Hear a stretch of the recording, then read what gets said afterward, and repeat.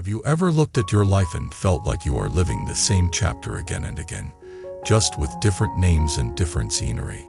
Have you ever wondered why you keep doing the very thing you promised yourself you would stop doing?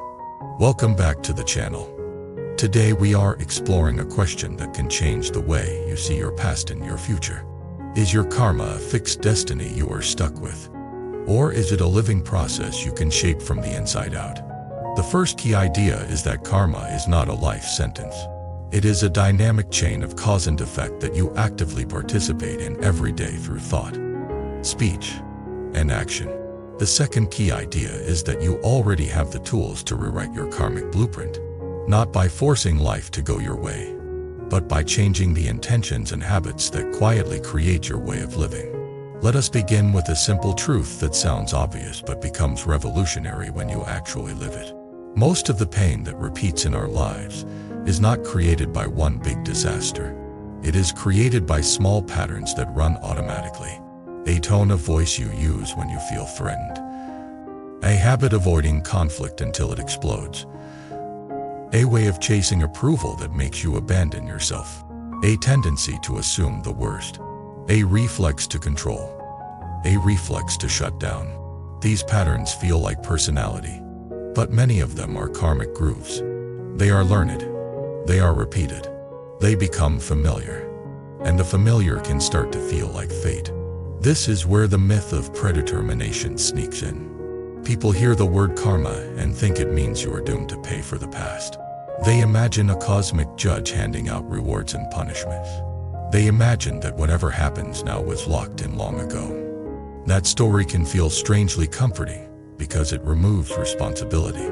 If it is fixed, then you do not have to change. But it is also suffocating because it removes hope. If it is fixed, then practice is pointless. Buddhist wisdom offers a different view, and it is far more practical. Karma is action shaped by intention, and it produces results. It is not a scoreboard. It is a process. It is the way repeated intentions become repeated actions. Repeated actions become habits. Habits become character. Character becomes destiny. Notice what that means. Destiny is not something that falls on you from the sky. Destiny is something that grows from what you repeatedly do with your mind and heart. So when we talk about karmic blueprints, we are not talking about a mystical document hidden somewhere in the universe. We are talking about patterns of thought, speech, and action that shape how you live. A blueprint is a design. It can be edited. It can be renovated. It can be rebuilt. And the exciting premise is this. You possess the power to edit and rewrite these blueprints starting now. Not when your life becomes perfect. Not when you feel ready. Not when everyone approves. But now, in the next breath, in the next choice, in the next moment of awareness. To understand how rewriting happens, we need to go deeper into the engine of karma. Intention is everything. It is the unseen architect. People often focus on what they do. They ask, did I do the right thing? Did I do enough? Did I do it correctly? But Buddhist insight goes one layer deeper and asks, why did you do it? What was the intention in the heart? Because two people can do the same external action and plant very different karmic seeds based on intention. Imagine two people giving money to someone in need. One gives from compassion, seeing another human being and wanting to reduce suffering. The other gives to look generous, hoping others will praise them or hoping the person will owe them something later. Outwardly, the action looks the same. Inwardly, the intention is different. The first cultivates a heart that open. The second cultivates a heart that bargain. Over time, those inner patterns create very different lives. Or imagine two people telling the truth. One tells the truth to bring clarity and reduce harm, even if it is uncomfortable. The other tells the truth like a weapon, to humiliate someone, to prove superiority, to win. Same outward behavior, different intention, different karmic imprint. This matters because many people try to rewrite their karma by changing behavior only on the surface. They become more polite, more productive, more disciplined, more spiritual looking, but the underlying intention remains fear, control, approval seeking, or resentment. And because the intention remains, the blueprint remains. The outer paint changes. The inner structure stays the same. So the first real practice of rewriting is learning to see your true intention in real time. Here is a powerful self-reflection exercise you can do every day without needing a retreat or a monastery. Pick one ordinary interaction per day. One conversation. One email. One decision. Then ask yourself afterward, what was my real intention? Not the one I would like to believe. The real one. Was I trying to be kind or was I trying to be liked? Was I trying to help or was I trying to feel needed? Was I trying to be honest or was I trying to be right? Was I trying to set a boundary or was I trying to punish? Was I listening to understand or was I listening to respond? Was I calm or was I frozen? Was I generous or was I bargaining? At first this can sting, because it reveals parts of you that are not flattering. But that sting is not a problem. That sting is the beginning of awakening. In Buddhism, awakening begins with seeing clearly, not judging, not excusing, not performing, seeing. And here is the strange beauty of it. The moment you see an intention clearly, it becomes softer. It becomes less automatic. It becomes something you can work with. That is how freedom begins. Now let us bring in the Four Noble Truths, because they are not abstract philosophy. They are a practical map for breaking cycles. The first truth is that suffering exists. This is not pessimism. It is honesty. It is the willingness to stop pretending. Your suffering might look like anxiety, conflict, loneliness, shame, restlessness, numbness, or the constant feeling that something is missing. The first step toward rewriting karma is admitting that something hurts, because pain is information. The second truth is that suffering has causes. This is where karma becomes a mirror. If suffering has causes, then it is not random. That does not mean you deserve it. It means there are patterns at work. Causes can include external conditions and also internal habits like clinging, aversion, and ignorance. Ignorance here does not mean stupidity. It means not seeing clearly. It means acting from unconscious patterns. The third truth is that suffering can end. Not that life will become perfect, but that the grip of suffering can loosen. That is hope rooted in practice, not hope rooted in fantasy. The fourth truth is the path, a way of living that reduces suffering through wisdom, ethics, and mental training. When you apply these truths to your personal life, suffering becomes a catalyst. It becomes feedback from your karmic blueprint. Instead of seeing pain as punishment, you can see it as a message. Something in the system is misaligned. Something in the pattern is unwholesome. Something in the way you are relating to life is creating friction. Think about a repeating suffering you carry. Maybe it is the pain of always feeling unseen. Maybe it is the pain of always being the one who gives more. Maybe it is the pain of sabotaging opportunities. Maybe it is the pain of attracting the same kind of partner. Maybe it is the pain of blowing up and regretting it. Whatever it is, look at it as feedback. Then ask, what is the cause in me? Not to blame yourself, but to empower yourself. Is the cause that I do not speak my needs? Is the cause that I confuse love with earning? Is the cause that I avoid discomfort until it becomes crisis? Is the cause that I use control to manage fear? Is the cause that I seek validation instead of alignment? Is the cause that I cling to an identity that no longer fits? When you find the cause, you find the lever. The lever is where you can move the whole system. This is the transformative power of accepting reality as it is. Acceptance does not mean you like it. Acceptance means you stop fighting the fact that it is happening, so you can respond wisely. Many cycles persist because we do not accept what is real. We deny, we minimize, we rationalize. We hope it will change without us changing. But karma changes through action. And action becomes wise when it is grounded in reality. Now we arrive at the practical tools for rewriting your blueprint. The Eightfold Path is not a religious checklist. It is a step-by-step guide to creating wholesome karma through daily practice. Right view is seeing clearly. It means you recognize cause and effect. You recognize impermanence. You recognize that clinging creates suffering. You recognize that your mind shapes your world. Right intention is the heart direction. This is where you practice compassion, renunciation of harmful habits, and goodwill. It is where you decide, I want to reduce suffering, not multiply it. Right speech is how you use language. Do you lie to avoid discomfort? Do you exaggerate to impress? Do you gossip to bond? Do you speak harshly to feel powerful? Or do you practice truthful, kind, and timely speech? Right action is how you behave. Do your actions align with your values? Are you creating harm through impulsiveness? Are you creating harm through avoidance? Or are you practicing ethical living as a form of compassion? Right livelihood is how you sustain your life. It asks you to consider the ethical shape of your work, not as perfection, but as integrity. Right effort is steady energy, not forcing, not collapsing.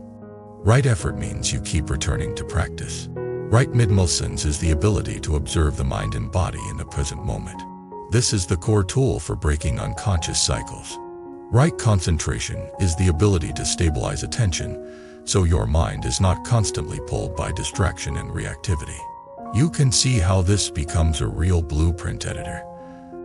Every element changes your karmic pattern in a specific way. And the best part is you do not have to master all 8 at once.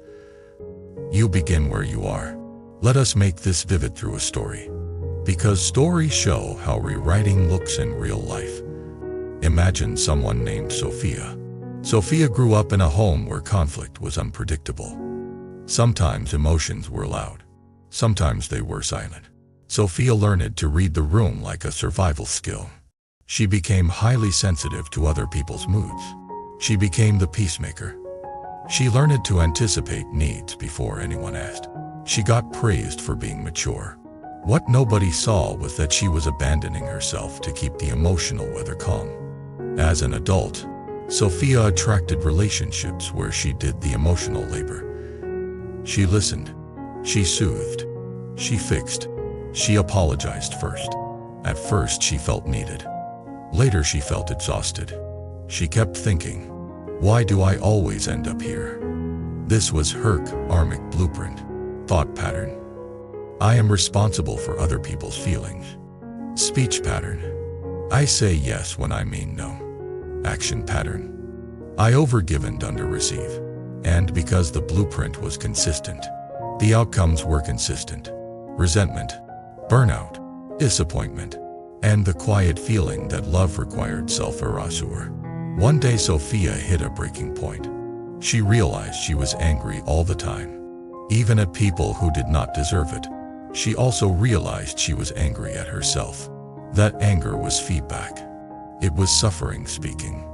Instead of dismissing it, Sophia became curious. She started a mindfulness practice.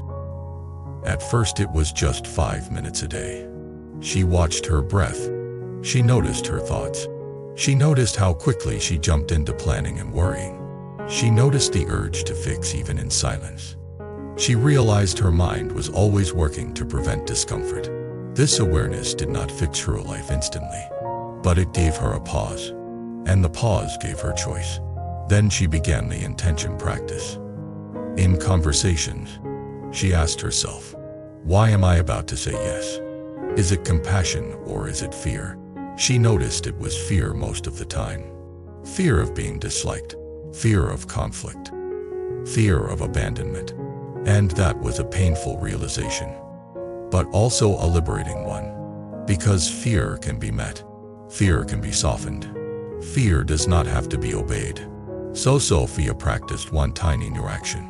When a friend asked her to do something she did not want to do, she said, I cannot this week. Her voice trembled. Her stomach tightened. Her mind screamed, you are selfish. But the friend said, no worries. And Sophia felt something open. A small piece of freedom. Then she practiced again. And again. Over weeks, her nervous system learned a new truth. Boundaries do not automatically destroy love. Sophia also practiced compassionate communication. Instead of hinting, she spoke plainly. Instead of apologizing for having needs, she stated needs with respect. Instead of rescuing, she offered support without taking over. Some relationships changed. A few ended. That was painful. But the relationships that remained became healthier. This is the snowball effect. Small, consistent, wholesome actions accumulate. They create a profound karmic shift. The blueprint changes. And because the blueprint changes, the outcomes change. Sophia did not rewrite her karma by forcing other people to behave differently. She rewrote it by changing her own intentions and action. And by doing it consistently enough that her life began to reorganize around the new pattern. Now let us talk about mindful awareness as a daily technique, because it is the most direct way to catch karma while it is being made. In the moment before you react, you often feel a signal, a heat in the chest, a tightening in the throat, a surge of energy, a sinking feeling. That signal is the doorway. Most people miss it because they are moving too fast. They go straight from trigger to reaction. That is the old blueprint running. Mindfulness helps you notice the signal and pause. In the pause, you can ask 3 questions. What am I feeling right now? What story is my mind telling? What action would reduce suffering rather than increase it? Then you choose. Sometimes the choice is to speak. Sometimes it is to stay silent. Sometimes it is to walk away. Sometimes it is to apologize.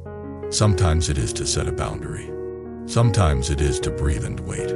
But the key is that you choose consciously rather than reacting automatically. This is how karmic editing happens in real time. It is not glamorous. It is repeated. It is humble. It is daily. Now we need to talk about compassionate communication, because speech is one of the fastest ways karma gets created in relationships. Many karmic cycles live in words. Sarcasm as defense. Silence as punishment. Over-explaining as fear. People-pleasing language that hides resentment. Harsh truth that is really anger. A simple speech practice is to ask before you speak. Is it true? Is it necessary? Is it kind? Kind does not mean soft at all costs. Kind means not cruel. Kind means not humiliating. Kind means you are trying to reduce harm. Necessary does not mean you say everything you think. Necessary means it serves clarity or care. True means you are not manipulating.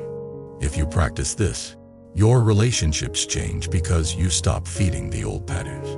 Ethical living is another daily practice. Ethics in Buddhism are not about moral superiority. They are about reducing suffering. When you live ethically, you create a sense of inner trust. You can rely on yourself. That inner trust is a form of peace. Peace is not only the absence of conflict. Peace is the presence of integrity. Now let us speak about suffering again as a feedback mechanism, because people often try to get rid of suffering without learning from it.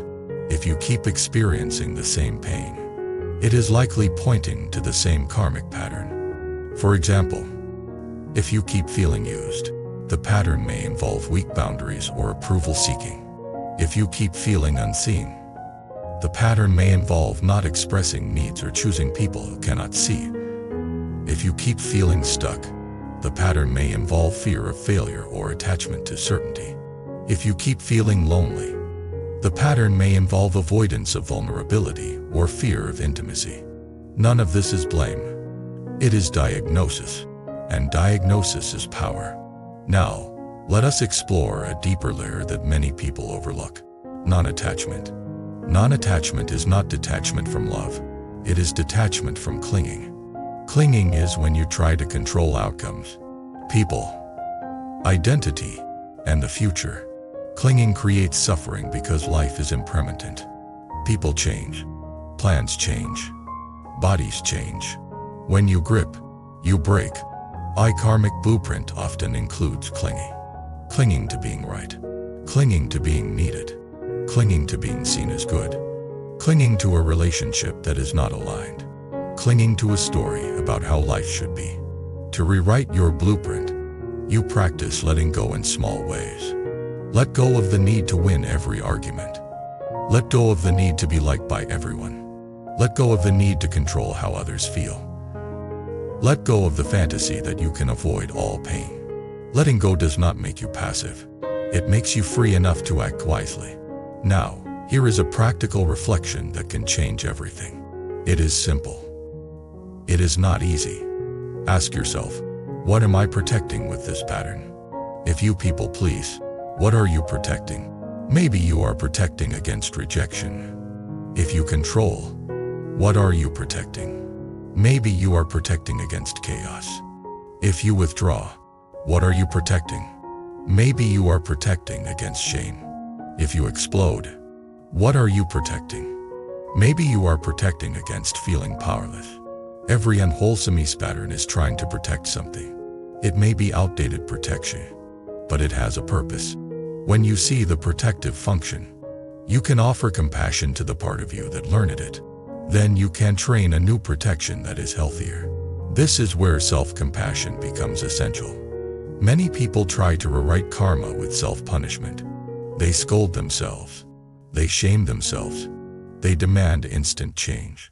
That rarely works because shame reinforces the very patterns you want to end. Shame creates contraction. Contraction creates fear. Fear creates reactivity. Reactivity creates more unwholesome karma. Self-compassion does the opposite. It creates safety. Safety allows honesty. Honesty allows change. So when you catch yourself in an old pattern, try a new response. Instead of saying, I am terrible, say, this is a pattern I learned. I see it. I can choose again. That one sentence is a doorway to new karma.